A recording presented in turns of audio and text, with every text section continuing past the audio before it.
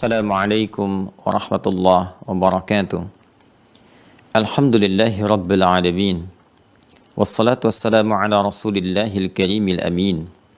Nabiyyina Muhammad wa ala alihi wa sahbihi wa dhurriyyatihi wa ummatihi ila yaumiddin wa ba'd.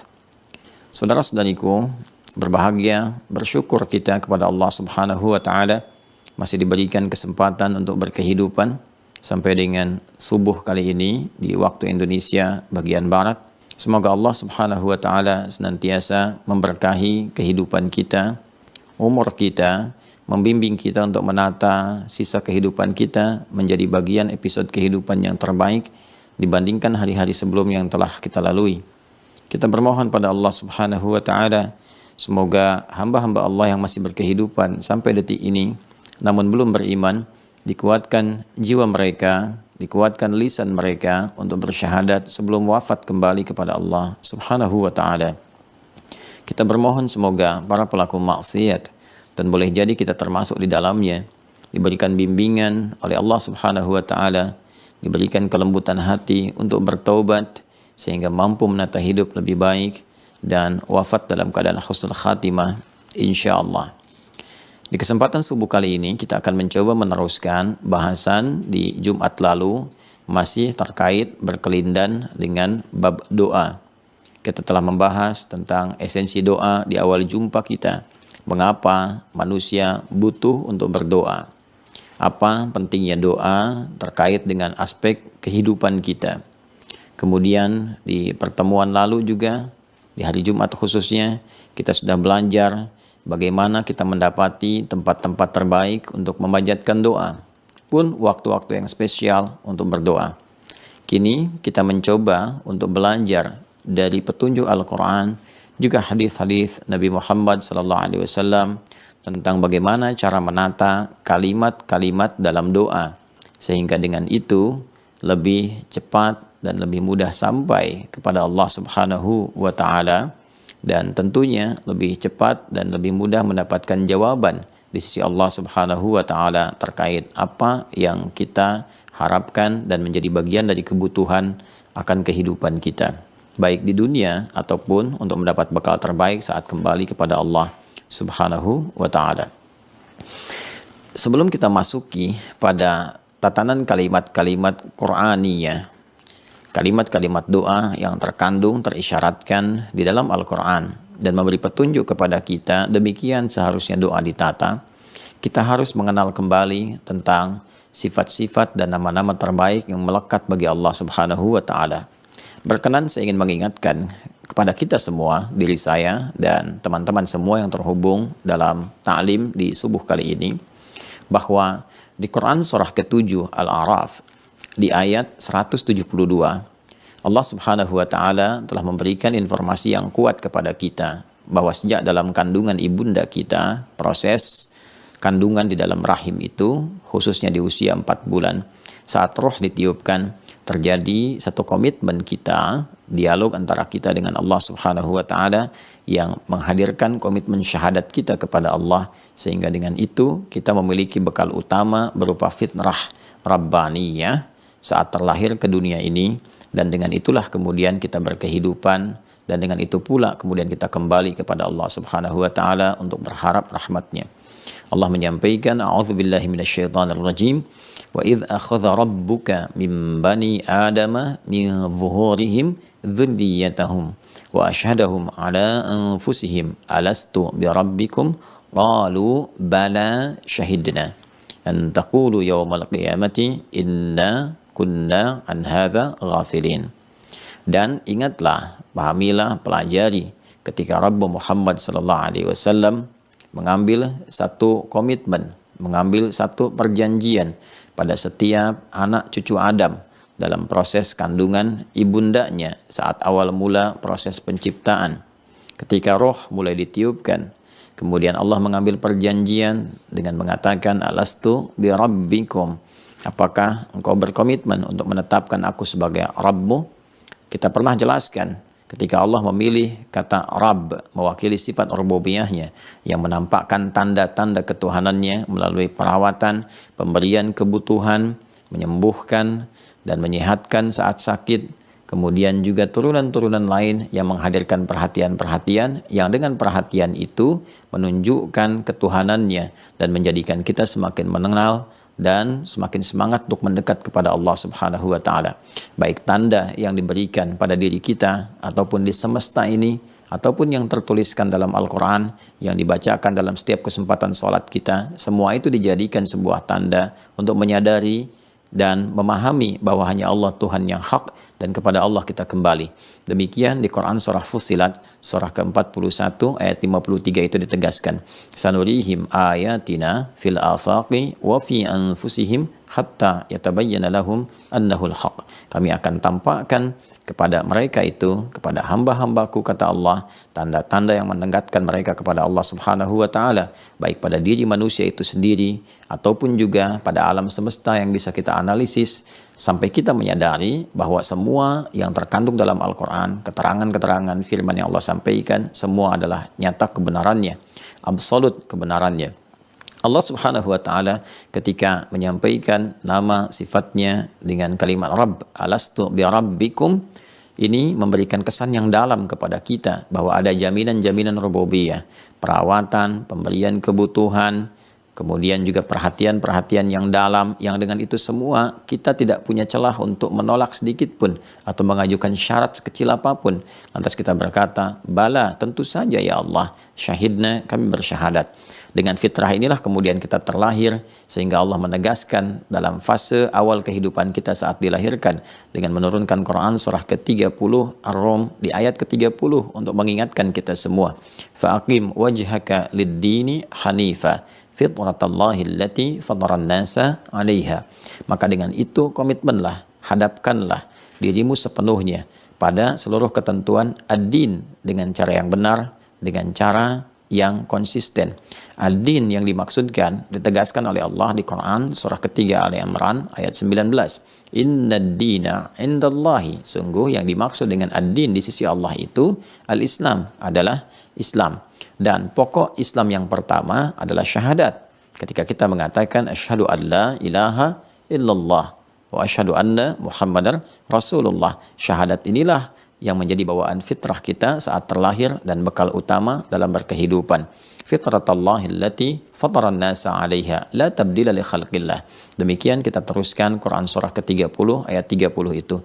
Itulah fitrah yang dibawa oleh setiap manusia dalam menjalani kehidupannya, dan tidak ada perubahan dari fitrah ini ketika Allah mencipta setiap hamba dalam proses kandungan sampai dengan kelahiran itu. Hanya lingkungan, kata Nabi SAW, yang bisa memberikan pengaruh itu semua sehingga seorang hamba bisa menjauh atau bahkan melupakan syahadatnya. Nabi bersabda, kullu mauludin yuladu 'alal fitrah fa abawahu yuhawwidanihi aw yunassiranihi aw yumajjisanihi. Setiap hamba yang terlahir seyogianya membawa fitrah kehidupan, mengenal komitmen syahadatnya. Hanya lingkungan kemudian yang membentuk ia boleh jadi menjauh dari nilai-nilai atau bahkan komitmen syahadatnya. Lingkungan boleh jadi orang tua, boleh jadi seorang terlahir dengan keadaan yatim atau bahkan yatim piatu, paman yang merawat, kakek yang merawat, bibi yang merawat, atau bahkan semua kolega Anda, namun dia bergaul di tempat-tempat yang menjauhkan dia dari Allah Subhanahu wa taala. Itulah sebabnya Allah mengingatkan setiap hari 5 kali untuk mengenalkan dan mengingatkan syahadat itu supaya kita terus mengingatnya. Quran surah ke-8 Al-Anfal di ayat kedua, innamal mu'minuna alladzina idza dzukirallahu wajilat qulubuhum. Sungguh pemilik iman yang sejati itu jika disebutkan nama Allah, jika disebutkan nama Allah, jika disebutkan nama Allah, ada getaran dalam jiwanya. 5 kali disebutkan nama Allah dalam setiap pergantian antara waktu dalam sehari. Subuh, siang di waktu zuhur, asar di waktu sore, maghrib menjelang malam sampai dengan malamnya. Subuh, zuhur, asar, maghrib, isya. Bukankah disebutkan, diperdengarkan nama Allah agar terdengar oleh pendengaran kita sampai ke jiwa kita? Quran, teman-teman sekalian, memberikan gambaran kepada kita bahwa ketika diperdengarkan nama Allah itu, iman harusnya memiliki getaran untuk memberikan tanda sinyal apakah fitrah itu masih ada. Bukankah kalimat itu diperdengarkan? Bukankah alat mendengar itu disebut dengan telinga? Bukankah telinga itu disebut dengan udhun? Jamaknya adalah adhan. dan adzan diperdengarkan setiap waktu 5 kali dalam sehari, dan kalimat pembukanya adalah nama Allah yang disandingkan dengan syahadat Allahu Akbar, asyhadu an la ilaha illallah. Nah, semua ini jika kita respon, maka kita mengatakan astajib ya Allah, astajib, kami menjawab, kami merespon. Nu'min ya Allah, kami beriman. Karena itulah kalimat beriman, yakin, dan merespon itu dilekatkan dengan doa dan jawaban dari Allah Subhanahu wa taala di Quran surah kedua Al-Baqarah ayat 186. Ketika Allah berfirman, "Wa idza sa'alaka 'ibadi 'anni fa inni qarib ujibu da'watad da'i idza da'an falyastajibu li wal yu'minu bi falyastajibu li." Maka hendaklah engkau merespon segala seruan-seruan yang aku berikan kepadamu. Kita katakan nastajib, kami merespon ya Allah, kami merespon, kan? Kemudian kata Allah, wal yu'minu bi, kami iman ya Allah. Jadi respon itu didasari dengan keimanan yang kuat kepada Allah dari fitrah yang kita bawa itu. La'allahum yarshudun, semoga dengan itu mereka mendapati petunjuk. Ketika kita telah merespon semua itu, kemudian kita yakin dan kita ingin memohon. Pertanyaannya, bagaimana kita memohon kepada Allah, terutama dengan sifat rububiyah yang Allah berikan kepada kita dengan janji dan komitmen yang telah kita sepakati dengan Allah Subhanahu wa taala, dan disitulah terdapat hak dan kewajiban. Hak Allah yang harus kita penuhi dan hak kita yang menjadi kewajiban Allah untuk menganugerahkannya kepada kita sebuah. Di kesempatan kali ini kita akan mencoba menampilkan kata-kata, kalimat-kalimat, petunjuk-petunjuk dalam Al-Quran bagaimana kita bisa menata doa-doa yang kita mohonkan kepada Allah. Yang pertama, dari uraian yang saya sampaikan dan dari kehendak Allah yang menampilkan sifat dan nama terbaiknya berupa kata Rabb yang mengandung makna rububiyah, maka isyarat pertama dalam Al-Quran ketika kita akan memohon, mintakanlah kepada Allah dengan kalimat yang hadir dalam komitmen awal saat kita bersyahadat kepada Allah di dalam kandungan ibunda kita, yaitu menggunakan kata Rabb. Disinilah saudara-saudariku, semoga Allah muliakan kita semua, kita dapati seringkali di dalam Al-Quran petunjuk-petunjuk untuk berdoa itu diungkapkan dengan menggunakan kata Rabb. Ini bagian yang pertama. Ya, jadi kalau kita ingin katakan, kita ingin menata kalimat-kalimat doa yang mustajabah, yang cepat dijawab oleh Allah Subhanahu wa taala, maka kita bisa membuka dengan memanggil Allah Subhanahu wa taala menggunakan satu nama indahnya min asma'il husna, dari nama-nama terbaik yang melekat sifat-sifat kemuliaan di dalamnya untuk menjawab kebutuhan-kebutuhan kita. Maka kita bisa gunakan kalimat pertama dengan menggunakan kata Rabb. Ini bagiannya. Mengapa ini penting untuk kita hadirkan? Karena tadi di Quran surah ke-7 Al-A'raf di ayat 172, nama ini dihadirkan oleh Allah Subhanahu wa taala sebagai bagian dari komitmen, ya, pemenuhan janji Allah kepada kita yang membawa sifat-sifat rububiyah. Sifat perawatan, pengabulan, perhatian, pemberian tanpa batas, dan turunan lainnya. Bukan hanya kepada kita manusia, bahkan kepada alam semesta pada umumnya. Tanda-tanda Allah tampakkan, Allah yang merawat, Allah yang menjadikan langit tanpa tiang, merawatnya dengan keseimbangan, planet-planet, asteroid, dan sebagainya. Kan demikian juga di daratan, di lautan, ya, dan kita sebagai hamba Allah Subhanahu wa taala yang membawa misi sebagai khalifah di muka bumi ini. Sudah tentunya kita akan mendapatkan bagian-bagian yang dijanjikan oleh Allah langsung kepada kita. Ya, di sini tercakup semua aspek kebutuhan kita untuk dimohonkan kepada Allah Subhanahu wa taala. Kalau dalam bahasa bebasnya ketika Allah mengatakan kepada kita dan berfirman, alastu bi rabbikum, apakah kalian kan berkomitmen untuk menjadikan aku Rabb yang merawat kalian, menyembuhkan saat sakit, kan, kemudian memberikan segala kebutuhan, memberikan perhatian kepada kalian, memaafkan kalau kalian bersalah dan mau kembali pada jalan kebaikan, mengampuni dosa-dosa ketika kalian mau bertobat, dan turunan-turunan lainnya. Karena itulah kemudian kita mencoba untuk memohon kepada Allah dan mengingatkan pada diri kita akan komitmen yang telah dibangun itu dengan mengatakan ketika kita memiliki persoalan, ya Allah, saya ingin diselesaikan persoalan ini. Bukankah dulu saya telah berkomitmen menjadikan Engkau sebagai Rabb saya? Engkau yang berjanji akan memberikan solusi. Ya Allah, sekarang saya sakit, ya Allah. Saya mohon, ya Allah, sembuhkan. Bukankah dulu Engkau berjanji akan menyembuhkan saya? Ya kan? Ya Allah, saya dalam kesulitan di pekerjaan. Ya Allah, saya punya salah. Ya Allah, mohon jangan berikan saya satu beban yang saya tak sanggup untuk memikulnya. Sekian banyak yang kita mohonkan kepada Allah Subhanahu wa taala, baik untuk diri kita, untuk orang tua kita, untuk anak-anak keturunan kita, untuk kerabat kita. Tentunya saat kita memohon kepada Allah Subhanahu wa taala, kita berharap keberkahan-keberkahan itu tidak hanya melekat pada diri kita saja, karena fitrah kita disebut juga dengan nama Nas.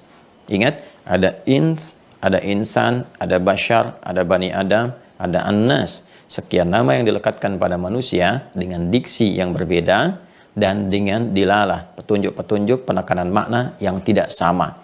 Kita disebut An-Nas karena kita punya sifat sosial, bergantung juga pada makhluk-makhluk sekitaran kita. Tidak bisa kita hidup sendiri dengan sistem yang telah Allah buat, Allah susun supaya membangun harmoni di antara kita.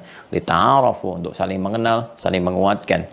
Karena itu dalam hidup kita juga membutuhkan orang tua kita juga mensinergikan dengan anak-anak kita, dengan kerabat kita, tetangga kita. Karena itulah fitrah kita ketika kita berdoa, kita mengingat orang tua, kita mengingat anak-anak, kita mengingat banyak hal.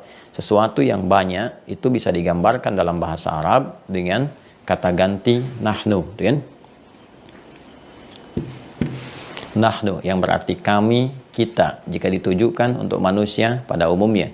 Namun bila Anda dapati kata nahnu, kan, dalam Al-Qur'an menunjuk pada Allah Subhanahu wa taala, ingat cara memahaminya itu berbeda. Nahnu yang dimaksudkan di situ ditujukan untuk ta'zimun nafsi li ta'zimi sya'ni, menunjukkan keagungan Allah Subhanahu wa taala, untuk memberi kesan bahwa informasi yang disampaikan itu begitu istimewa, begitu penting, saking pentingnya Allah menghadirkan keagungannya untuk menguatkan itu. Karena itu, jika Anda temukan dalam Al-Qur'an ayat-ayat dibuka dengan kata nahnu atau dari bagiannya, ya, atau potongannya, bagiannya, penunjuk yang terkait dengan nahnu yaitu na panjang. Ya, na seperti ini. Biasanya menggunakan bentuk taukid, pakai inna pendek ditambah dengan na seperti ini, ya, maka kalimatnya menjadi inna, ya. Yang ini na, ini gambaran singkat dari nahnu, maknanya mengambil makna ini. Kalau menjadi objek maka menjadi na, gitu kan. Kemudian kalau dia ditambahkan dengan penguat taukid inna begini, maka menjadi seperti ini.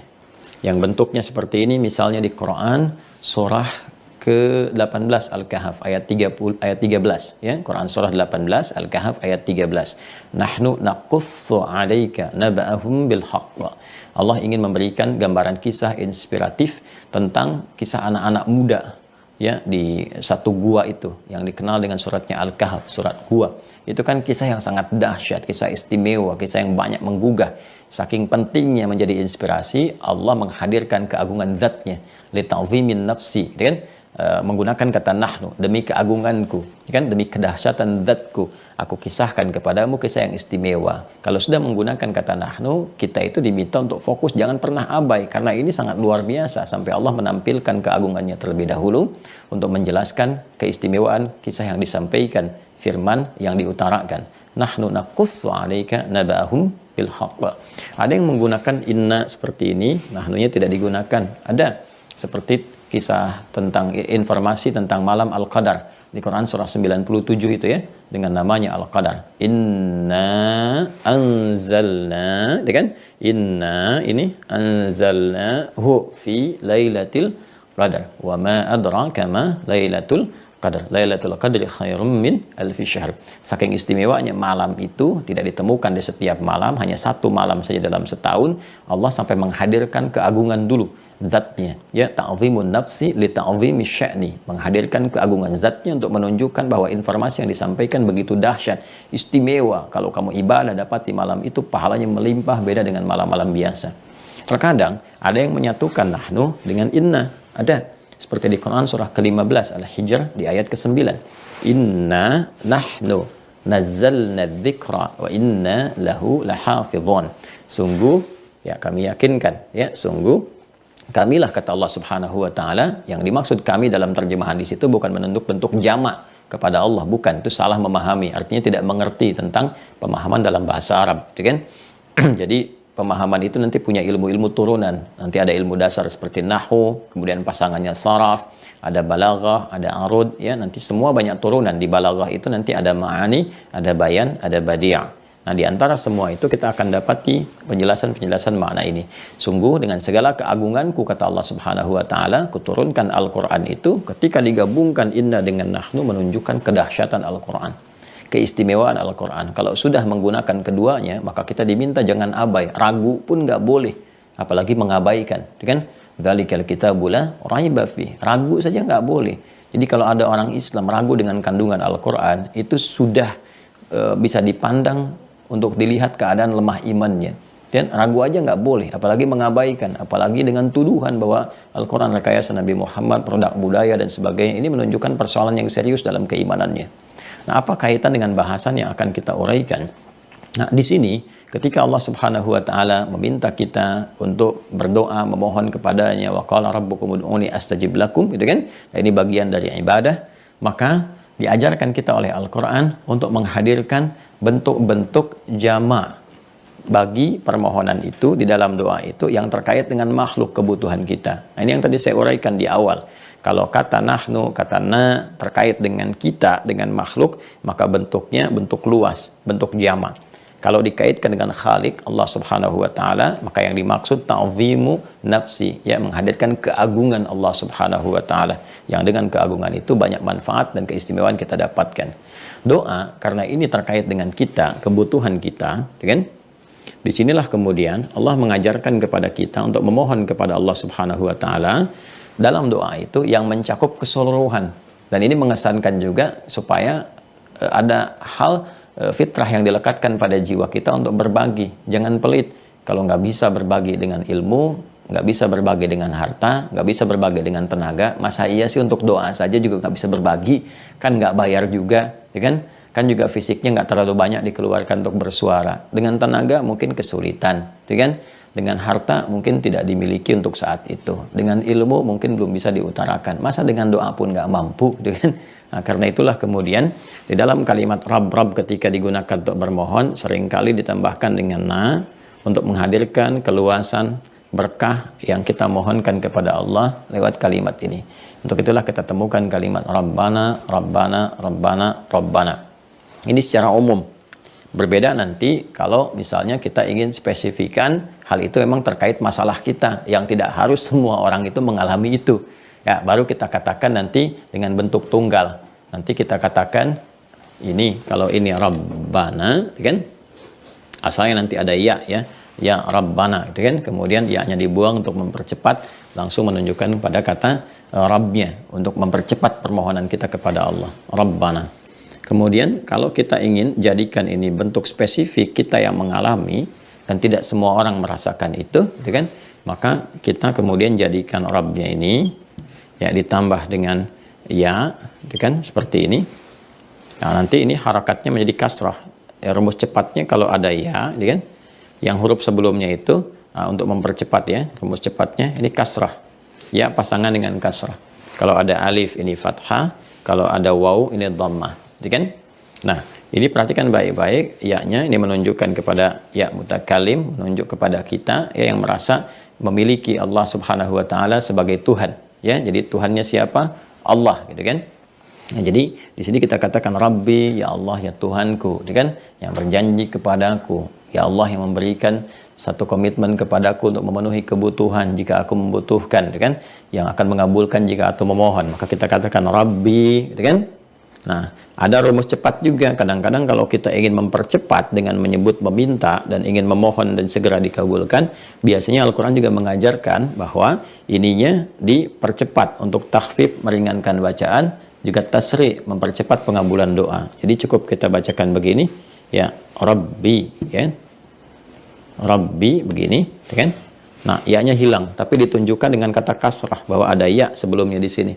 Ya, tapi untuk mempercepat kalimat, untuk gambaran percepatan permohonan, karena sifat manusia itu dikiaskan di sini oleh Allah Subhanahu wa taala, ditunjukkan ya secara tidak langsung bahwa umumnya manusia kalau berdoa pengen cepat dikabulkan, itu sifatnya.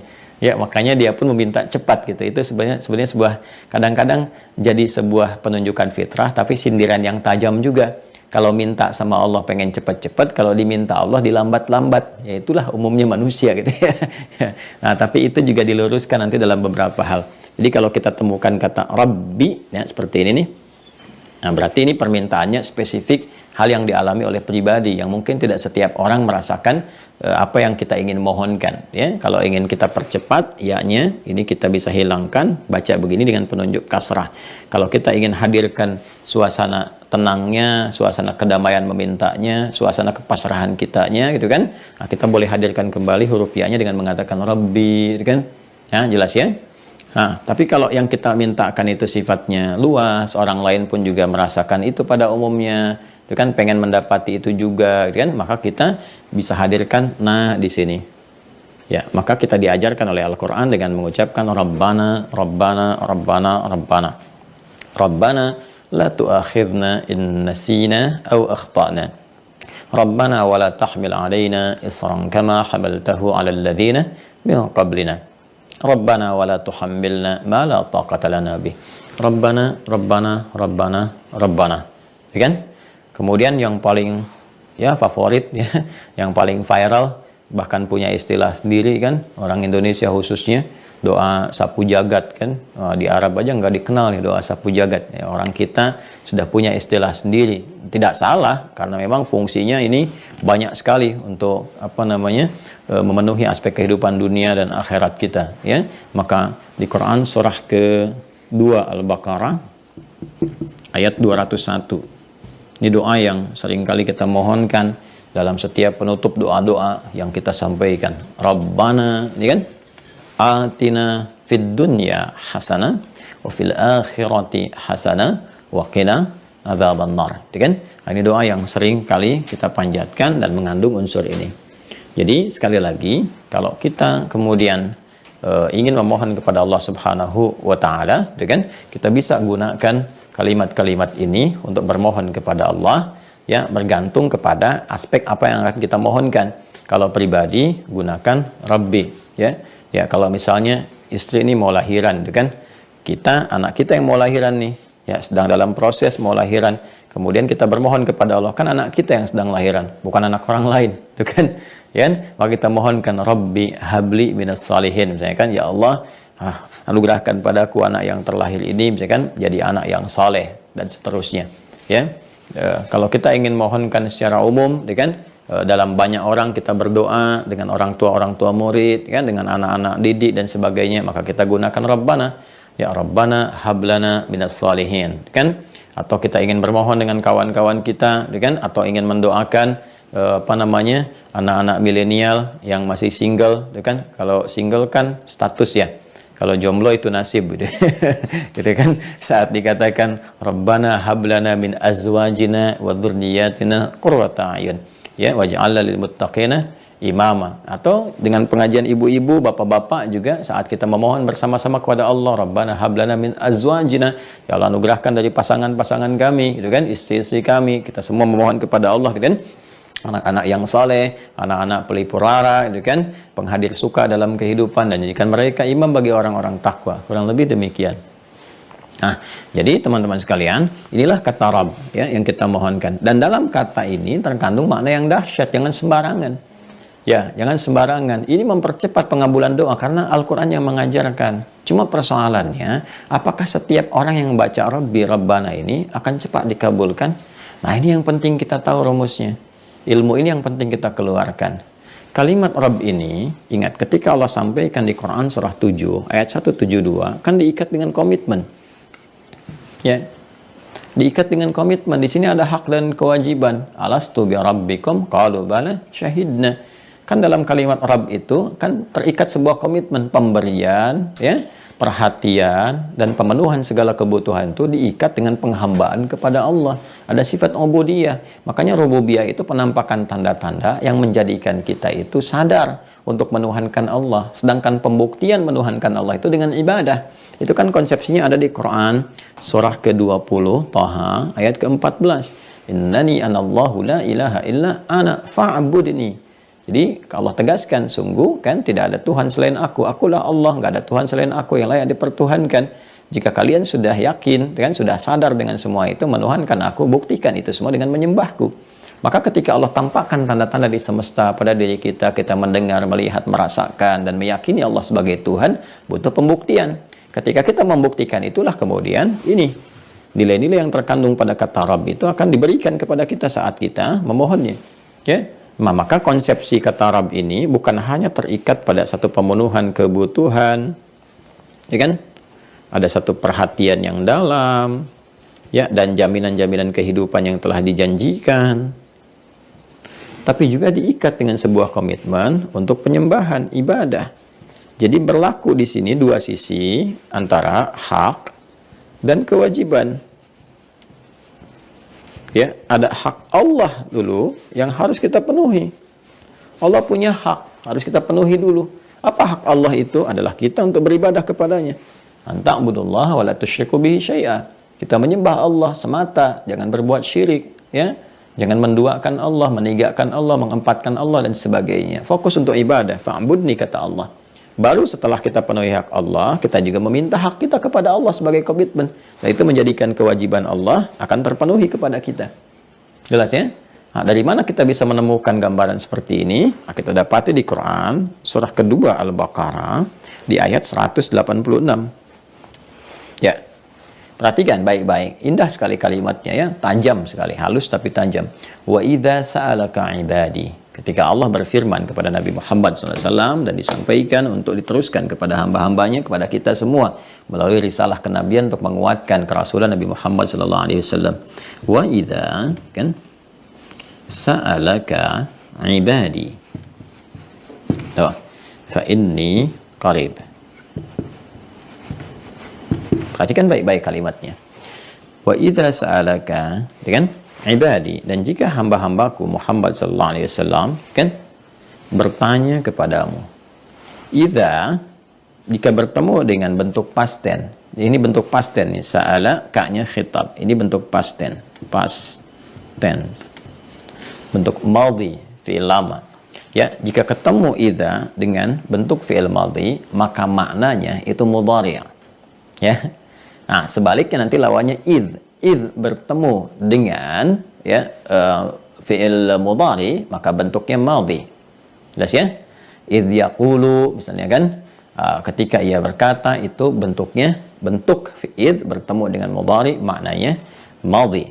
Baik, tapi kalau ada idza bertemu dengan bentuk past tense, bentuk fi'il madhi, maka maknanya mudhari.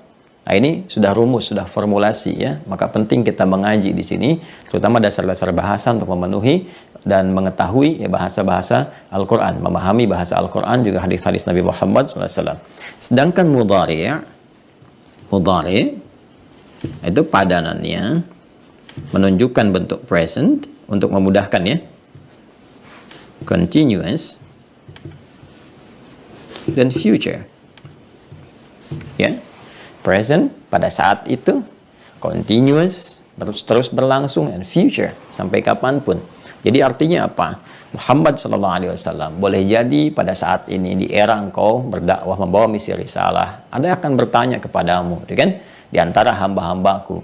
Ada juga nanti itu akan terus berkelanjutan, bukan sekarang saja, nanti akan begitu sampai di masa depan, sampai kehidupan berakhir.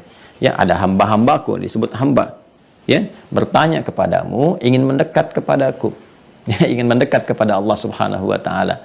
Baik, biasanya kan motif orang untuk mendekat kepada Allah itu kan umumnya dua, ya kan? Dan dua ini pun mengacu nanti berkumpul terkristalisasi pada satu. Apa itu? Yaitu berdoa, minta, mohon, butuh. Ya, pasti ada kebutuhan. Umumnya hamba itu kembali kepada Allah itu untuk meminta, ya, untuk menghadirkan kebutuhan. Biasanya kan kalau nggak tobat, ya berarti butuh sesuatu. Makanya orang-orang yang tobat pun, ya, sadar akan kesalahan sebesar apapun, itu Masya Allah masih disebut ibad oleh Allah, hamba. Itulah rahimnya Allah. Jadi keterlaluan ya, saya bisa katakan keterlaluan gitu. Kalau ada hamba masih berkehidupan, berlumur dosa, Allah sudah menampilkan satu kasih tertingginya untuk mengampuni, dan dia nggak ambil itu. Ya, itu kan keterlaluan itu, ada sifat sombong, seakan-akan punya kuasa. Makanya itu dikecam sekali oleh Allah Subhanahu wa Ta'ala. Ya, itu hamba seburuk apapun. Saya sering katakan, saudara-saudariku, kita ini bukan makhluk sempurna. Pasti ada titian salah yang pernah kita lalui. Dan orang salah terbaik itu ketika dia masih menuntut haknya untuk menjadi soleh. Ya, dengan cara apa? Dia bertobat, kembali kepada Allah, meninggalkan maksiat, sebesar apapun. Karena itu saya sering katakan, Allah lebih mencintai pelaku maksiat yang mau bertobat dibandingkan dengan orang soleh yang tidak pernah merasa salah. Ya, Allah lebih mencintai pelaku maksiat yang mau bertobat dibandingkan dengan orang yang merasa soleh dan tidak pernah merasa salah. Jelas ya? Nah, maka dari itu di Quran surah 39 Az-Zumar ayat 53 Allah sampaikan ada hamba-hamba Allah yang sudah banyak berlumur dosa. Ya. Dan mereka itu disebut dengan israf. Israf, tapi masih disebut dengan ibad. Israf itu yang nggak terlukiskan lah, hampir semua mungkin dikerjakan. Yang kalau orang lain berdosa, dia belum kerjakan, kayaknya nggak enak rasanya gitu. Tapi Allah tetap katakan pada Nabi Muhammad SAW, Qul li'ibadiyalladzina asrafu ala anfusihim. Katakan Muhammad SAW, sampaikan pada hamba-hambaku, masih disebut hamba. Ya, alladzina asrafu ala anfusihim, yang telah berbuat israf pada diri mereka sendiri, berlumur dosa banyak. Ya, pernah berzina, pernah mabuk, pernah mencuri, pernah korupsi dan sebagainya. Selalu ada masa untuk titik balik itu. Kata Allah, la taqnatu min rahmatillah. Jangan putus asa dari rahmat Allah. Minta rahmatnya, minta pemenuhan ampunan. Allah ampuni sebelum nyawa sampai ke kerongkongan. Itu kurang apa lagi itu? Ya, kasih Allah kepada setiap hamba itu. Itu luar biasa ibad. Ya, ada lagi yang memang hamba-hamba yang soleh. Yang dia pun berdoa lagi, kan hamba soleh dengan hamba salah kan doanya bisa berbeda. Walaupun intinya mendapatkan rahmat Allah Subhanahu wa Ta'ala. Yang salah minta diampuni dosa, yang saleh minta surga, minta titian dalam kehidupan dan sebagainya. Ya, jadi ada hal-hal yang ada pembeda di antara keduanya, ada kesamaan. Kan saleh dan salah minta ampunan, gitu kan? Yang saleh minta konsistensi istiqamah, yang salah kemudian minta dibimbing untuk lebih baik, salah minta ampunan tobat, saleh minta istiqomah, gitu kan? Yang saleh tapi single dan jomblo minta istri koma. Baik, kembali ke sini ya. Nah, ibad. Nah, ketika hamba ini mencari, ingin mendekat kepadaku, dia ingin berdoa, gitu kan, ingin minta kebutuhan, dijawab oleh Allah, fa inni qarib, tegaskan pada mereka, aku dekat. Dalam bahasa psikologi dalam sekali, ya, sangat dalam, gitu kan. Kalau Anda bertanya, sampai mana ya Ustadz Adi ya, gitu kan, di acara ini gitu, datang nggak ya? Nah, ketika yang ditanya menjawab, sudah dekat. Itu kan memberi ketentraman pada diri kita. Ini dibandingkan, aduh belum ada info nih.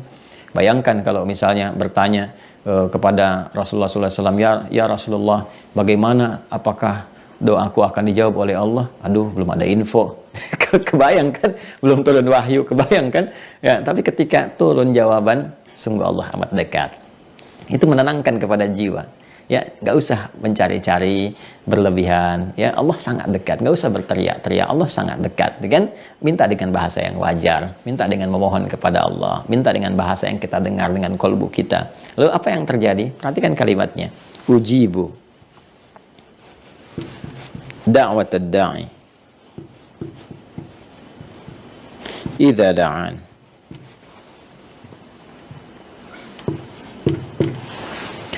Ujibu, perhatikan kalimatnya, aku akan selalu menjawab. Ada kontinuitas. Ketika ini berbentuk makna mudhari, makna ini kan tampilan idza dengan sa'ala. Ketika berbentuk mudhari, maka jawabannya pun mudhari. Ya. Tapi inilah indahnya Al-Quran. Yang ini pakai idza bentuk past tense karena ingin menunjukkan konsistensi Allah dalam menjawab. Seperti orang dulu pun ketika berdoa aku jawab, maka kapanpun hambaku berdoa, aku pasti akan jawab. Karena itulah bentuk jawabannya langsung menggunakan mudhari. Tapi kenapa di sini pakai idza dan bentuk madhi? Karena jawaban Allah itu berlaku baik untuk di masa lampau ataupun untuk di masa-masa selanjutnya. Memberikan kesan demikian kepada kita. Jadi sebetulnya dalam pemahaman fikih doa itu nggak ada doa yang nggak dijawab sepanjang apa yang kita mohonkan itu kebutuhan kita. Karena Allah mengabulkan apa yang kita butuhkan dan tidak selalu memberi apa yang kita inginkan. Ya kan? Maka seharusnya dijawab. Jadi kalau nggak terjawab ada sesuatu yang salah gitu dalam permohonan kita. Kalau terlambat itu kemudian kita rasakan ada sesuatu yang belum maksimal. Apa itu? Ya kan? Seharusnya kan kata Allah ujibu da'watad da'i idza da'ani, aku senantiasa menjawab gitu kan doa-doa hambaku yang menyeru aku jika mereka memohon kepadaku. Nah, tapi ini kembali ke sini Allah ingatkan komitmen ini. Falyastajibuli. Ya.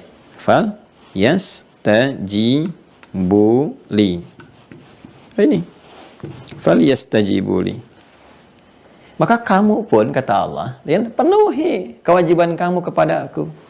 Respon seruan-seruanku. Tuh kan? Nah ini kan? Makanya Allah kan men-trigger kita kan, menjadikan ibadah itu sebagai katalis, meminta kita beribadah kan, ya sebagai pemenuhan komitmen. Bisa saja Allah langsung mengabulkan doa, tapi kan ini nggak jalan nih, hak dan kewajiban. Sedangkan Allah itu kan maha adil. Semua hukum yang Allah tetapkan harus berjalan untuk menunjukkan keadilannya. Jadi sebetulnya ketika kita diminta untuk merespon seruan Allah dengan diturunkannya ibadah, baik berupa sholat misalnya, kan? Ada puasa, ada interaksi dengan Al-Quran, ada umrah, ada haji. Sebetulnya itu adalah jawaban dari pemenuhan ini hak-hak kita. Karena kan hukumnya terikat dengan komitmen kita, ada hak dan kewajiban. Jadi sebetulnya ibadah itu diturunkan, itu untuk memenuhi kebutuhan kita. Saya sering katakan Allah nggak butuh dengan sujud, rukuk kita. Semuka langit dan bumi tidak bersujud kepada Allah, tidak menurunkan status Allah sebagai Rabb. Tetap Rabbil Arsyil Azim. Ya Allah yang Maha Kuasa, mudah mengganti dengan makhluk yang lain. Tapi ibadah itu kembalinya kepada kita. Untuk kebahagiaan kita, kesuksesan kita, ketentraman kita. Bahagia yang menghadirkan kesuksesan, kebahagiaan, ketentraman, itu disebut dengan falah namanya. Karena itulah ketika kita menunaikan sholat pun tujuannya untuk falah kita. Kan diperdengarkan di telinga kita. Hayya 'alas shalah, hayya 'alal falah. Kan kamu yang butuh itu. Kamu yang minta. Kamu yang pengen, kamu yang ini, kamu yang itu. Ini aku berikan sekarang jalannya, aku berikan pintunya. Aku kasih pintu, kamu nggak buka. Tapi kamu nuntut dan mempersalahkan aku. Kamu sehat. Itu kan? Ya, kenapa nggak kau pakai gitu akalmu? Kenapa cara berpikirmu seperti itu? Kamu minta sama aku, kata Allah kan begitu bahasa bebasnya gitu kan. Aku kasih jalannya. Ini pintunya, kamu tinggal buka. Kamu nggak lakukan, lantas kamu menyalahkan Allah. Kan nggak adil di situ. Ya kan? Ini kan sudah kita bangun komitmennya. Kan sama saja gitu. Anda juga misalnya kepada makhluk, kepada kawan, kepada pimpinan mengajukan proposal. Kan ada jalan juga kan. Di kemanusiaan Anda bikin proposalnya, Anda datang, Anda hubungi dulu. Dan Anda menghadap, Anda sampaikan hajat.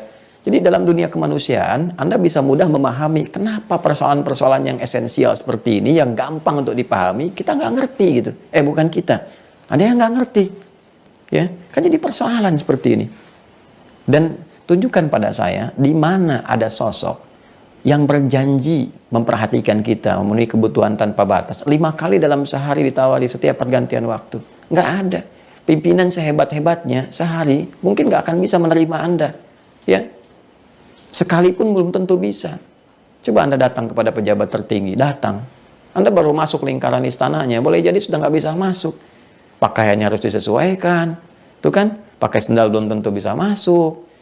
Kemudian jadwalnya teratur, belum tentu bisa ketemu, belum macam-macam. Ya? Sekali nggak bisa balik lagi di hari itu. Ini 5 kali dalam sehari. Itu pun dituntut kita diwajibkan supaya terpenuhi kebutuhan kita. Kalau mau minta lebih daripada itu boleh. Ya silahkan, ada duha waktunya, ada saat malam di gelap gulitanya, ada menjelang ke subuh, silahkan bebas. 24 jam terbuka. Sepanjang kita mau memohon kepadanya, mendekat kepadanya, sampai Anda bisa merasakan kenikmatannya dan mengatakan, Fabi ayyi ala'i rabbikuma tukadziban Rabb. Fabi ayyi ala'i rabbikuma tukadziban Rabb.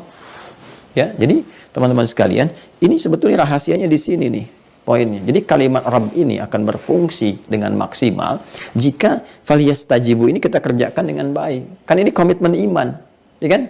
Makanya ketika setelah selesai dituntaskan falyastajibu li, imannya diingatkan. Kalau Anda bertanya gini, ini untuk bisa menutup celah, Anda bertanya, kenapa sih Allah saya mesti harus kerjakan dulu ini untuk mengabulkan doa saya gitu kan? Allah tegaskan lagi, wal yu'minu bi. Kamu kan telah iman kepadaku. Dan dalam iman itu kita komitmen.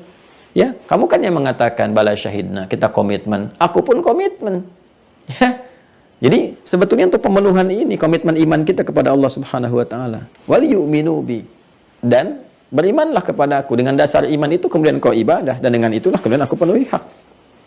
Jadi hubungan antara ibadah dengan doa itu sangat dalam sekali. Bahkan karena itulah kemudian doa disebut dengan ibadah. Kan pernah saya sampaikan ketika Allah berfirman di awal jumpa kita, masih ingat? Ketika Allah mengatakan, wa qala rabbukum ud'uni astajib lakum. Ya, dan Allah Subhanahu wa taala Rabbu, pakai Rabb tuh. Berfirman, ya kan?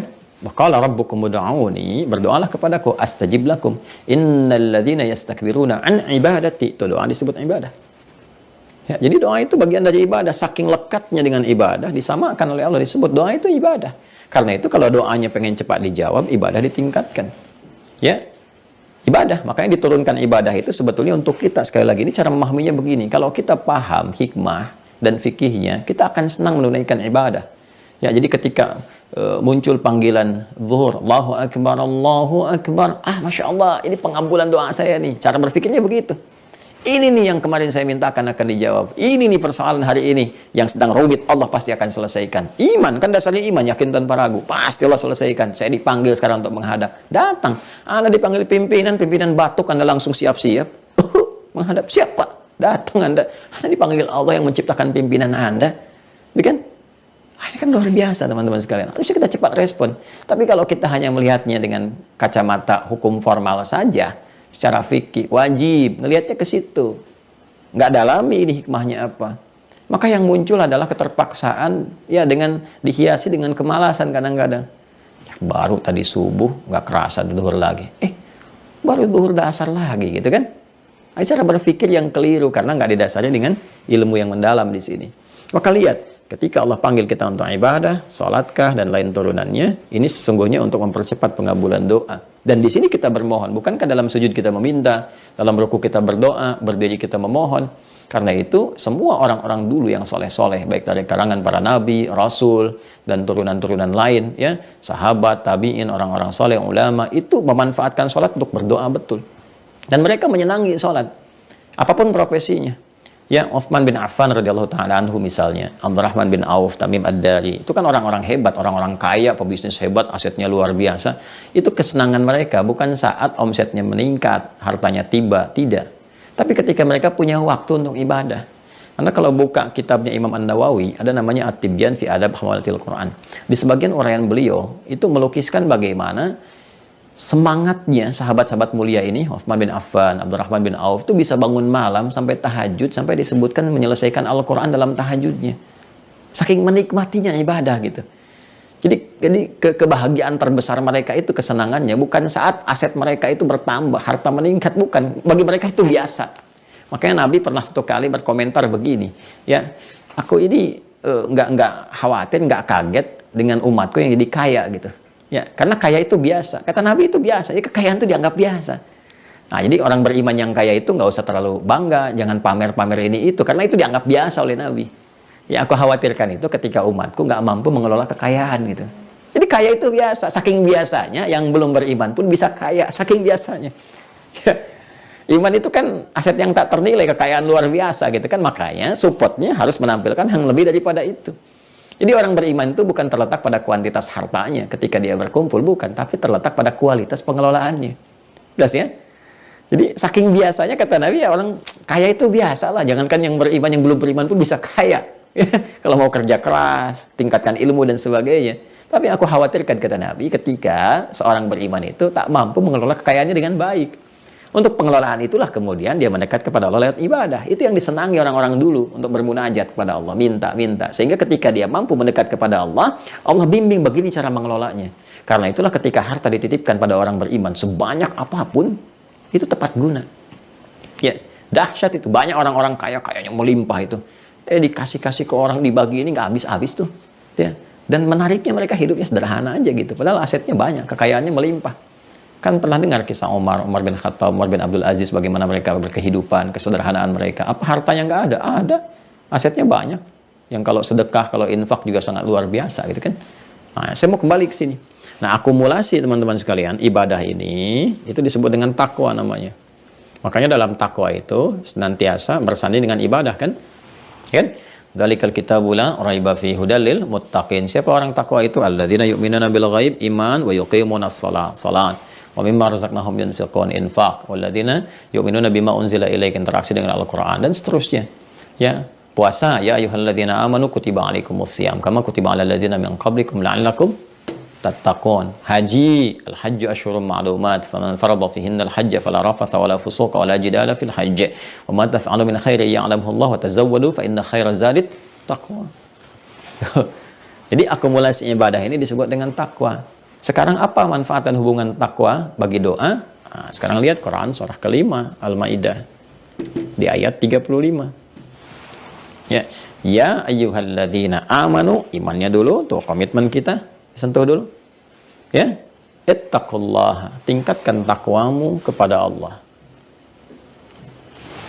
Wabtaghu ilaihil wasilah, dan carilah dengan peningkatan takwa itu wasilah untuk mempercepat pengabulan doa dari apa yang kau mohonkan. Ya ayyuhalladzina amanu, hai orang-orang yang yakin telah berkomitmen kepada Allah tadi, kan? Ittaqullaha, tingkatkan takwamu kepada Allah, wabtaghu ilaihil wasilah, dan carilah wasilah dengan peningkatan takwa itu, ya kan? Untuk memohon kepada Allah, mempercepat apa yang kita inginkan, kita mohonkan. Ya, perangkat untuk bermohon kepada Allah itu yang kita namakan, sehingga kita namakan dengan tawassul. Tawassul. Nih, mencari wasilah yang mempercepat permohonan kita kepada Allah dikabulkan. Dan ternyata tawassul tercepat itu melalui takwa. Ya, takwa itu apa kumpulannya? Ibadah, bentuknya amal soleh. Makanya banyak sekali orang-orang dulu, teman-teman sekalian, itu yang menggunakan amal soleh mereka sebagai acuan untuk bermohon kepada Allah, termasuk dalam masa sulit. Masih ingat kan kisah yang sangat viral, ya? Dalam hadis yang sampai kepada kita, kisahnya banyak viral sekali, banyak memperoleh likes, nggak ada dislike di situ, dan sudah banyak di-share sampai dengan sekarang. Ya, kan masih ingat 3 orang hamba Allah Subhanahu wa taala yang beraktivitas, kemudian tiba-tiba ada hujan deras sekali, lalu mereka bertiga berteduh dalam satu gua, ya, kemudian tanpa mereka sadari ada batu besar menggelinding menutup pintu gua itu.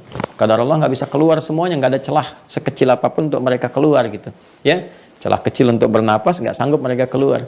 Mereka sudah berusaha mendorong dengan sekuat tenaga, ya, dan sebagainya, tapi nggak bisa. Nggak kuat tuh. Apa yang mereka lakukan? Ini kita sudah paham semua, kisahnya sangat kita ketahui dengan baik. Mereka bertawassul, ya, menjadikan satu perangkat, satu wasilah. Apa yang digunakan wasilah? Ini amal soleh mereka. Bertawassul dengan amal soleh mereka, memohon kepada Allah untuk dibebaskan dari kungkungan batu besar itu. Maka yang satu bermohon kepada Allah, ya, dia mengandalkan amal soleh yang pernah dia lakukan dengan berbakti kepada ibunya. Bagaimana dia makan dan minum tidak menyentuhnya sebelum ibunya menyentuhnya. Bagaimana dia minum susu, biasa memberikan kebiasaan susu kepada ibundanya itu, dikasih susu sampai ibunya kemudian minum dulu, baru dia kemudian tertidur. Satu saat dia datang, ibunya tertidur, dia pegang itu bejana susunya sampai ibunya bangun. Ketika bangun langsung minum tanpa bertanya berapa lama engkau pegang bejana itu. Ya. Dia mohon kepada Allah, jika dengan itu semua bisa menjadikan dia terbebas dari kungkungan batu dengan izin Allah, mohon lepaskan, didorong, bergeser, belum bisa keluar. Yang satu mengatakan, ya Allah, aku punya karyawan dulu, kan? Kemudian dia bekerja, tapi dia pergi entah kemana, belum mengambil gajinya. Setelah sekian lama, ya, dia nggak datang juga, aku investasikan, aku khawatir nilainya menurun, ya kan? Maka aku kemudian investasikan dengan kambing, kambing itu makin banyak, sampai jadi peternakan kambing. Datanglah kemudian orang itu untuk mengambil gajinya, aku tunjukkan tuh gajimu semua kambing ada di sini. Dia katakan, janganlah bercanda denganku, jangan meledek. Aku jawab, aku tidak meledek, aku tidak bercanda, ini semua punya kamu. Aku pisahkan ketika engkau nggak datang, aku investasikan supaya nilainya tidak menurun. Sekarang ini semua punya kamu. Jadilah kemudian dia juragan peternakan, dia meninggalkan aku tanpa sedikit memberikan bagian kepadaku, dan aku ikhlas dengan semua itu. Jika engkau memandang bahwa ini semua adalah bagian dari amal soleh yang kau ridhoi, maka mohon bebaskan kami dari kungkungan batu ini. Maka apa yang terjadi? Dia dorong bergeser, belum sempat bisa keluar. Yang tadinya nggak mampu gerak-gerak, sekarang bergerak geser, tapi belum sempat bisa keluar. Allah berkehendak dengan yang satu lagi untuk menunjukkan kepada kita bagaimana pentingnya amal saleh. Ya Allah, aku dulu seorang rentenir. Nah ini, ya, kisah viral, tobatnya rentenir. Bisa jadi sinetron nih, sinetron terdekat. Ya, ini tobatnya seorang rentenir melahirkan satu feedback yang sangat dahsyat. Rentenir dikecam, tapi kalau tobat dapat rahmat. Dan rahmat itu yang menjadikan karunia yang melimpah. Ayo, yang masih dekat-dekat dengan rentenir-rentenir atau rentenirnya sendiri, cepat tobat. Kisah ini jadi inspirasi besar. Ya, teman-teman sekalian, dia berkata, aku seorang rentenir. Nah, jangankan orang jauh, orang dekat pun aku rentenkan juga. Ya, ada saudaraku kemudian dia minta kepadaku, aku bantu, lalu aku lipatkan bunganya sampai kemudian dia nggak bisa bayar. Nah, satu kali aku melihat bahwa dia punya anak gadis yang sangat cantik. Aku menaksirnya luar biasa, tapi dia nggak pernah setuju denganku. Maka aku kemudian berusaha untuk menjadikan bapaknya terikat utang kepadaku. Aku berikan utangnya nambah. Kemudian aku desak dia. Ya, kalau sekarang pakai debt collector dan sebagainya gitu kan, sampai anaknya bermohon kepadaku, dia tolong ampunilah paman gitu kan, ayahku ini hapuskan kemudian utang-utangnya. Dia datang kepadaku mengatakan, paman tolong aku katakan kepadanya, kalau engkau mau bergaul denganku malam ini juga, gitu kan, aku akan anggap lunas semua utang-utang bapakmu. Maka anak itu dengan sedih kemudian terpaksa mengikuti keinginanku, datang di satu malam ketika saat aku ingin menjamah dan menyentuhnya, dia berkata kepadaku, paman bertakwalah kepada Allah, takwa. Ya, aku mendengar suaranya, bergetar hatiku, merasa ketakutan aku. Aku meninggalkannya dan bertobat kepadamu ya Allah. Jadi kalau kebeningan jiwa itu bersih, sering beramal, itu kalimat takwa. Dan saya katakan dulu itu kata Allah itu luar biasa. Karena Nabi yang mencontohkan ketika ditodong dengan pedang itu, siapa yang menolongmu sekarang? Muhammad SAW. Ya kan? Kata Nabi, Allah. Kalau benar kata itu diucapkan dengan iman yang dalam, yang tinggi, dengan amal soleh yang kuat, getar, jatuh itu pedang. Ya, perempuan itu berkata, paman bertakwalah kepada Allah. Ya, seakan-akan menggelegar dalam jiwaku, tersengat, takut gitu kan. Aku meninggalkannya dan bertobat kepada Allah Subhanahu wa taala. Aku anggap lunas semua utang-utangnya. Kemudian aku berubah jadi lebih baik. Ya Allah, jika engkau anggap semua itu bagian dari amal soleh yang pernah aku kerjakan, mohon bebaskan kami. Bebaskan kami dari kungkungan batu ini. Apa yang terjadi? Didorong kemudian menggelinding batu itu. Dan terlepaslah kemudian ketiganya dari ujian yang tengah mereka hadapi pada saat itu. Jadi Anda bisa bayangkan amal soleh bagaimana bisa bermanfaat. Dan jangan-jangan kemudahan yang kita raih selama ini pun itu dari wasilah amal soleh kita. Ya, amal soleh kita. Amal soleh kepada ibu, kan bisa begitu. Ibu mendoakan kita, lancar kehidupan kita. Kadang kita nggak sadar, karena itu kita sering disindir. Di Quran surah ke-46, Al-Ahqaf ayat 15 itu. Kamu kalau sudah sukses, apalagi usia 40 tahun ke atas, ingat orang tuamu. Kan? Sampai engkau harus berdoa kan, Rabbi auzi'ni an ashkura ni'mataka allati an'amta 'alayya wa 'ala walidayya. Dan kepada kedua orang tuaku. Kenapa? Karena boleh jadi saham Anda 30%, orang tua 70%. Ayah Anda tuh yang sedang mencangkul di sawah, cuman bawa singkong dengan keringat luar biasa, tapi halalnya luar biasa. Dia bermohon kepada Allah, aku sekarang makan singkong, tapi jangan sampai terjadi kepada anakku seperti aku bekerjanya. Ringankan mereka ya Allah, berikan kelimpahan rizkinya ya Allah, berikan kenyamanan pada hidup mereka. Ibu Anda yang bangun malam hari menangis di hadapan Allah, sujud ya Allah, ya Allah, aku hanya tidur di dipan saat ini, aku tidur di lantai beralaskan tanah, tapi mohon anakku ya Allah, berikan kenyamanan saat tidurnya nanti, damaikan kehidupannya, lancarkan pekerjaannya. 70% dari itu semua luar biasa mengiringi kehidupan Anda. 30%-nya itu Anda yang sekolah, itu pun support orang tua, jual ini, jual itu. Anda sukses. Lantas setelah Anda sukses, tega meninggalkan mereka. Bahkan Anda simpan di panti jompo. Bahkan untuk sekedar telepon pun Anda nggak mampu. Ya, itu disindir oleh Allah. Bertakwalah Anda kepada Allah. Kan? Ada bagian-bagian kehidupan yang boleh jadi kita nggak sadar. Ini loh perangkat yang terbaik. Boleh jadi kita, boleh jadi orang tua kita, boleh jadi orang-orang sekitaran kita yang baik-baik yang mendoakan. Karena itu kan sering ajakan untuk saling mendoakan, saling mendoakan. Nabi aja kadang-kadang suka minta pada doa pada sahabat, minta dibacakan Quran. Ya, mereka mengatakan, Anda kan yang Nabi, Anda kan yang Rasul ya Rasulullah. Ya, apakah tidak boleh aku meminta kepadamu, gitu kan, untuk membacakan Quran? Itu sebetulnya kesan kepada kita untuk saling membantu, menguatkan. Inilah inti Rabbana di sini. Inti Rabbana. Jadi saya ingin katakan pada kawan-kawan semua, ya, ini dahsyat teman-teman sekalian. Ini dahsyat kali amal soleh ini. Dan apa yang terjadi? Ini bisa merubah kehidupan kita. Tadi kan masih ingat yang rentenir kemudian tobat. Itu dengan amal soleh, dengan peningkatan takwa. Setelah itu rahmat datang, dibebaskan dari kesulitan. Ya teman-teman boleh gunakan ini kalau sedang sulit, sedang apa. Gitu kan? Makanya sekarang jadikan bekal amal soleh itu. Perbanyak. Sehingga kadang-kadang ini nggak diminta pun otomatis datang. Jadi jangan dikira kadang-kadang, mohon maaf ya, kemudahan yang kita dapatkan itu boleh jadi bukan karena kita nggak minta. Karena saking tingginya ini yang kita kerjakan ini, amal soleh ini, ya sehingga datang mudah tanpa diminta. Atau bahkan orang tua kita tanpa kita sadari. Karena itu dalam doa seringkali kita mohonkan kan, Rabbighfirli wali walidayya warhamhuma kama rabbayani shaghira. Kan ada kan di Al-Isra juga, ya, yang surat-surat yang menginspirasi kita untuk berdoa. Menggunakan apa? Rabbi. Ya, Rabbi, karena spesifik personal antara kita dengan orang tua. Kita minta kan. Umumnya Rabbana, ya kan? Dan seterusnya. Nah, inilah teman-teman sekalian gambaran dari sekian banyak yang kita mohonkan, ya, satu dari sekian banyak hal yang bisa menjadikan kita itu mempercepat pengabulan doa dari Allah Subhanahu wa taala. Cuma fikihnya harus kita pahami, tatanannya harus kita dapati, sehingga dengan itu mudah kita mengatakan kepada Allah, Rabbi, ya apa yang mau diminta? Rabbana, apa yang mau diminta? Khusyuk kita bermohon. Ingat komitmen kita. Ingat dosa-dosa kita, ingat salah-salah kita. Istighfar dulu, minta dulu yang baik dan sebagainya. Aspek kehidupan. Karena itulah kalimat Rabb itu sering dimohonkan bahkan saat ibadah. Ya, seperti Nabi Zakaria misalnya, ya. Ketika bermohon kepada Allah pada hal yang mustahil. Ya, hal yang mustahil menurut sementara orang. Ya, menurut sementara orang. Jadi secara medis, secara klinis itu udah nggak bisa, mustahil. Hal yang mustahil. Ya, bukan hal yang mustahil, ya, hal yang mustahil. Ketika divonis istri beliau yang sudah sepuh, Nabi Zakaria juga sudah sepuh, sudah beruban, kan rambutnya memutih, fisiknya letih, istrinya divonis, mohon maaf, monofos dan mandul. Secara klinis gak mungkin punya keturunan, secara medis itu mustahil. Apa yang terjadi? Beliau memohon kepada Allah dengan menyebut namanya. Di dalam sholat, di mihrabnya Maryam beliau bermohon.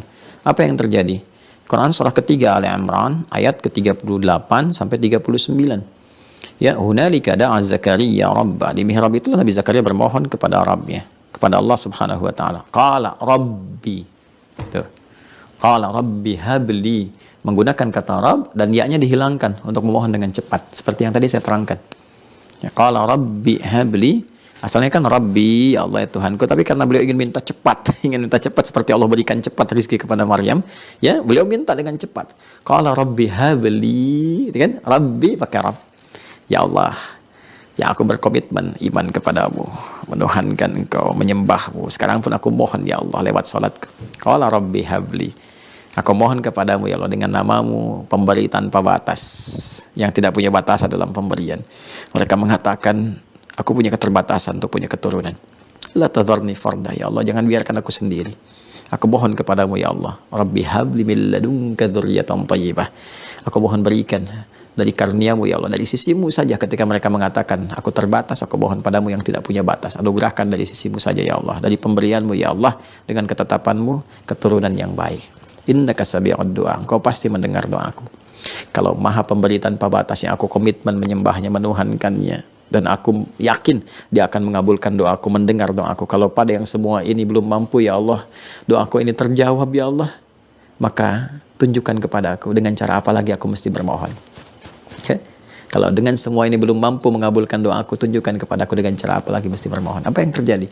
Ketika nama ini disebutkan, disandingkan dengan Asmaul Husna yang paling indah, jawabannya, fanadathul malaikatu wa huwa qa'imun yusalli fil mihrab. Annallaha yubashshiruka bi Yahya. Langsung turun malaikat, nggak pakai jeda, nggak pakai lama, gercap, gerak cepat, dan pakai fa, huruf atfin rabitin baina syai'aini bila hudud, huruf perangkai di antara dua peristiwa tanpa jeda. Peristiwa pertama bermohon, peristiwa kedua pengabulan. Antara mohon dengan pengabulan doa nggak ada jeda, selesai dibacakan, turun jawaban. Ya, dan apa yang terjadi?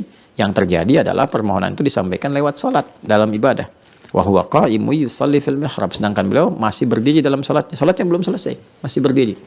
Masih berdiri dalam salat, minta kepada Allah. Turun malaikat menyampaikan, Annallaha yubashshiruka bi Yahya. Allah memberi kabar gembira kepadamu bahwa engkau akan punya anak. Langsung namanya diberikan oleh Allah Yahya. Ya? Di kesempatan lain beliau juga menyampaikan, Rabbi la tadharni farda, ya, wa anta khairul warithin. Ya Allah, jangan biarkan aku sendiri, pakai Rabb. Ya. Ya. Jadi banyak nanti kalimat-kalimat menggunakan Rabb. Ya, Nabi Ayub ketika berdoa pakai Rabb katanya. Di Quran surah 21, Al-Anbiya ayat 83. Ya, ketika beliau bermohon kepada Allah Subhanahu wa taala, ini menarik sekali. Allah bukanya dengan fathah. Ya, wa ayyuba, dan aku buka, fathah kan membuka gitu kan. Jadi nasab, tanamkan dengan kuat dalam jiwa, aku buka kisah ini. Wa ayyuba idnada rabbahu anni masaniyad durru wa anta arhamur rahimin. Idnada rabbahu, Rabb. Ya. Dan wa ayyuba kan, dan aku buka kisah Ayub, tanamkan dengan kuat dalam jiwamu. Idnada rabbahu, ketika ia menyeru Rabbnya. Ya, dia berkata, anni masaniyad durru wa anta arhamur rahimin. Penyakit ini sudah mulai menyakitiku ya Allah, sedangkan kau yang paling sayang kepadaku. Ya, jika aku mohon kepada yang paling sayang kepadaku belum terkabulkan, kepada siapa lagi aku mesti mengadu? Maka fastajabna lahu. Ya, kemudian kami jawab doanya. Ya, fakashafna ma bi min dhurrin wa atainahu ahlahu mithlahu ma'ahum rahmatan min indina wa dzikra lil 'abidin. Kan? Maka kami sembuhkan penyakitnya. Kemudian kami kembalikan karunia-karunia lebih besar dari sebelumnya. Datangkan lagi anak-anak mereka, anak-anak Ayub alaihissalam dan istrinya gitu kan. Masya Allah, kan 12 anaknya meninggal ketika ujiannya besar sekali. Ya, apa yang terjadi ketika sehat kan, istri mengandung lagi, setiap lahir kembar-kembar jadi 24, 2 kali lipat. Kemudian hartanya balik lagi lebih banyak. Dan ini menjadi pengingat, inspirasi untuk hamba-hamba Allah yang soleh, untuk kita semua. Rabb, dahsyat sekali. Ya, tapi apakah ketika mengatakan itu tanpa ibadah? Tidak. Nabi Ayub malah meningkat ibadahnya, tingkat ibadah, karena itu Rabbnya berfungsi. Nabi Zakaria menggunakan kata Rabb dalam salatnya. Ya, demikian hal-hal yang lainnya gitu kan. Jadi kita bisa dapatkan satu gambaran dari apa yang kita kaji pada kesempatan subuh kali ini, bahwa pertama, Allah itu maha kasih. Ya, maha sayang kepada kita, Rahman dan Rahim, yang menjadikan kita terpelihara dalam kehidupan. Allah menginginkan misi kita di dunia ini dijalani dengan penuh kesenangan dan ketenangan. Ya, tapi semua itu didapati kalau kita kembali kepada petunjuk Allah. Qul nahbitu minha jami'a fa imma ya'tiyannakum minni huda faman tabi'a hudaya fala khaufun 'alaihim wa la hum yahzanun. Bahkan sejak Adam dan istrinya diturunkan, kata Allah, turun kalian ke bumi, tugas kalian dimulai sekarang. Maka saat kalian menjalani kehidupan, aku berikan petunjuk, pedoman hidup.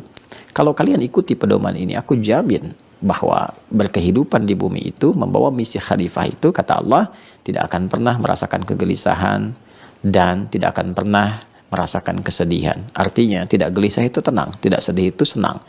Ya, menikmati kehidupan dengan senang dan tenang sepanjang mengacu pada ketentuan pedoman Allah. Jadi berkehidupan itu menyenangkan. Berkehidupan itu menenangkan. Ya, senang dan tenang. Karena itulah jika kita ingin senang dan tenang, maka banyaklah mendekat kepada Allah dengan meningkatkan ibadah, dengan berdoa, bermohon, sehingga dengan doa itu ada ketenangan dalam jiwa kita. Ini yang bisa kita bahas pada bagian pertama tentang menata kalimat doa yang mustajabah. Nah, sekarang kalau kita sudah panggil Rabb, ya kan? Bagaimana menyusun kalimat permohonannya? Kan baru namanya kita ketahui kan? Susunan katanya seperti apa? Kalimatnya bagaimana ketika meminta, yang dengan itu ada getaran dalam jiwa kita yang mampu menggetarkan arsy dan seketika diberikan oleh Allah jawabannya. Itu yang esok hari insya Allah kita akan bahas di kesempatan subuh. Dan ini akan menjadi bagian terakhir dari fikih doa yang kita bahas sejak pertemuan yang lalu. Jadi sudah ada 4 episode dan besok yang kelima sebagai penutup dari bagian gambaran doa. Nah, mudah-mudahan dapat satu pencerahan ya, dan bisa kita amalkan dalam kehidupan dan saling mendoakan. Saya juga sama, butuh didoakan, masih banyak kesalahan-kesalahan, masih butuh banyak tambahan pengetahuan yang dengan itu bisa belajar lebih baik lagi. Jadi kalau ada yang kurang-kurang mohon dimaafkan. Ya, namanya berkehidupan pasti juga, kata Allah kan, wa ma'utitu minal ilmi illa qalila. Aku nggak berikan pada kalian pengetahuan kecuali sedikit. Nah, ini saya cuma punya sedikit, ini yang bisa saya berikan. Banyak hamba-hamba Allah yang lain, para ulama yang sudah banyak mendapatkan lebih daripada apa yang saya raih sampai dengan subuh kali ini. Tapi mudah-mudahan dari yang sedikit ini ada kebaikan-kebaikan sehingga bisa menjadi jariah. Mohon didoakan untuk ikhlas, tulus disampaikan. Dan semoga dengan itu teman-teman juga berkenan mendoakan saya supaya diampuni dosa-dosanya oleh Allah Subhanahu wa taala. Demikian juga orang tua kami, keluarga kami, dan untuk Anda semuanya. Saya mencintai Anda semua karena Allah Subhanahu wa taala. Itu yang bisa saya sampaikan teman-teman. Berjumpa esok hari untuk meneruskan kajian kita di subuh ini, untuk mencari pedoman dalam Al-Quran, menata kalimat doa supaya Allah mengabulkan kita dengan lebih baik. Terima kasih. Maafkan saya yang masih banyak salah. Semoga Allah mengampuni kita semua. Jika ada benar, itu petunjuk dari Allah dan Rasulnya untuk kita amalkan. Semoga titian kebaikan ini diridhai oleh Allah Subhanahu wa taala.